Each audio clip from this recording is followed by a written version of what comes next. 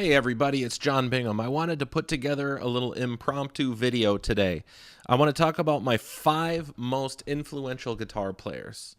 Now, this isn't going to be my 5 favorite guitar players. That would be a different list. These are 5 people who I can quickly cite as being really, really important for the development of my playing. And I'm going to start right now so this video stays short.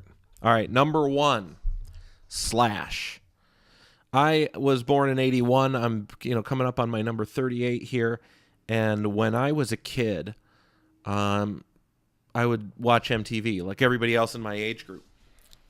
You'd see Slash playing in the middle of a desert, playing an epic solo outside of a church. His guitar's not plugged into anything, but who the hell cares? It looked cool. So I would say number 1 for sure, because it really got me started, was Slash. I was 10, 11 years old watching these videos, and I thought, like, my God, I want to do that. I want to play guitar. So that's what really kicked it off for me. Then I had other guitar players that I liked in between then and this next one, but I'm going to give this next one credit because it changed my opinion from somebody who is interested in playing guitar to someone who is interested in mastering guitar. And that was when I first heard Yngwie Malmsteen. Now, I'd heard, the Metallica guys and Megadeth guys and Joe Satriani and Steve Vai, and, that stuff was all great. But when I heard Yngwie for the first time, it really changed me to where I was literally sneaking. I was staying awake when I should have been sleeping at 3 a.m, just wood-shedding scales in my apartment, or not my apartment, but in my bedroom in my parents' house. It was like this desire to be able to knock out the intro to Trilogy Suite. It's so fast and so clean, and I'd never heard anything like it before, and it really improved my speed. I just played that stuff over and over and over trying to nail it. That was a really important part of my growth. Next on the list, I would go further into development of playing and say when I heard John Petrucci from Dream Theater, that also really changed me. Not only was John Petrucci insanely fast, but he also did different things. I was hearing these chords that I'd never heard before. Love him or hate him, Yngwie is really good at one thing. He's incredibly fast. He's, more than one thing. He's also good with his bending and vibrato and all that. So his feel is incredible. But in terms of his songwriting, it's rock songs. John Petrucci started throwing in all these chords I'd never heard before, and I start reading about his influences, and all of a sudden I'm listening to Yes and Marillion, and I'm listening to a lot more Rush than I ever did, and so I got to give him a lot of credit for not only my expansion of like how I wanted to play guitar and the speed I wanted to play with, but also the notes that I wanted to play. So there was that, and that was really, really huge.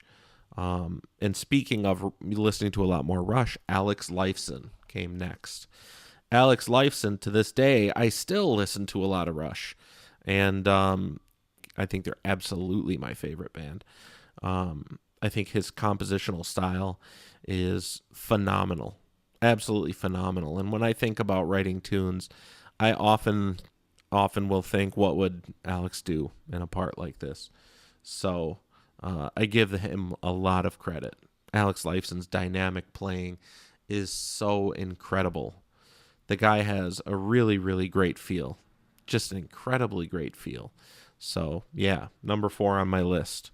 Number 5 on my list falls outside of this box for a few reasons. First of all, I don't listen to a lot of his music. And second of all, you probably don't hear it a lot in my playing that I put out there to the world. But I do grab a lot of his influence whenever I pick up an acoustic guitar or a nylon string guitar. And that would be Chet Atkins. I can't, like I said, I'm not going to be the guy that says, oh, my favorite bands are Metallica, Slayer, and Niccolo Paganini. Because it's all bullshit. We all know it's bullshit. You're just trying to be deep.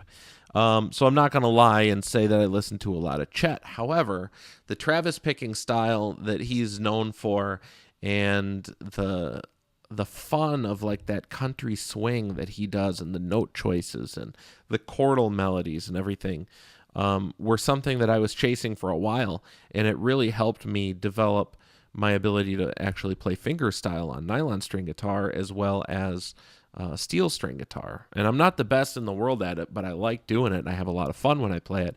So I do have to give them some credit because I spent a lot of time doing it. So, yeah, folks, that's my top 5 list. I'd love to hear in the comments what yours are. It's just a fun exercise to really think, who is it that made me the knucklehead that I am today? And in terms of guitar playing, I'm going to call out those guys. Those are my guys. So a quick reiteration. Slash for making me want to play. Yngwie for making me want to get better. Petrucci for expanding what I thought was good.